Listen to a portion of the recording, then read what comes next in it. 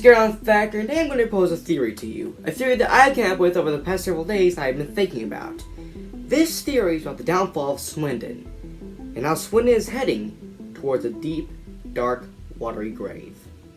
Of course, Swindon is in the middle of a very big island, at least in the PC version of Amazing Frog and all the console versions. In mobile Amazing Frog, it's a very small island.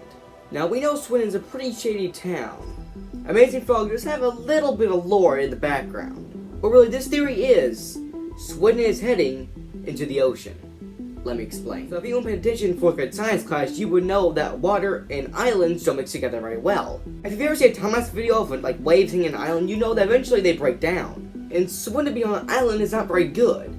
But the island itself is very big, meaning that even if the island is getting destroyed, it would take a very long time for it to reach Swindon. That's just the thing. It would eventually reach Swindon. Now, what more evidence do I have to prove this, you may ask? Other than scientific facts about islands? The Statue of Fogarty, it's halfway in the water, which means that sometime the island was bigger, and this was standing up, meaning that so the island would have to get destroyed before they start seeping into the water. This proves that, yeah, the island is slowly getting destroyed, and Swindon's not very safe. It will take centuries upon centuries upon centuries upon centuries, but eventually, all that destruction will reach Swindon. And the higher-ups of Swindon all know it. Why do you think they built a giant wall around Swindon? So frogs couldn't get out and learn the truth that they were in grave danger.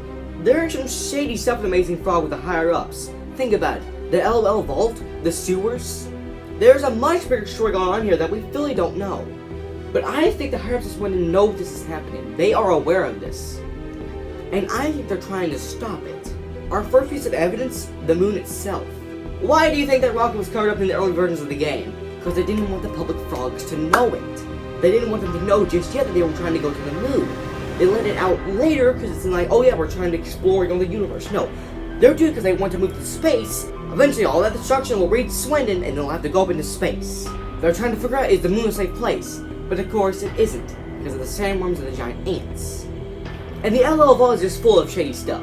They have lava, which, if you guys know from 4th grade science class, lava and water make rock. So they might be trying to figure out a way to actually expand the island, but of course that wouldn't work because eventually they would run out of lava. The ants in the LL Vault? From the moon. They probably kidnapped them so they can genetify one and release it back to kill all the others. They're trying to find a way to make the moon safe, this way in the near future they can escape Swindon from its watery demise. But they're not telling the public because they cannot know. There would be a major outbreak in Swindon.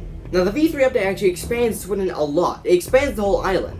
And we still have only got a little glimpse of V3, and we don't know everything about it yet, so this theory could actually change. But it doesn't change the fact it's still an island as far as we know. This is still an island. But do let me know in the comments, do you guys agree with this theory? I think it's actually a pretty darn good one. It is most likely actually true. Amazing Frog has lore. It has lore. It's very tiny and small and insignificant, but it has lore. It's in there somewhere. But it's not by Garen Thacker.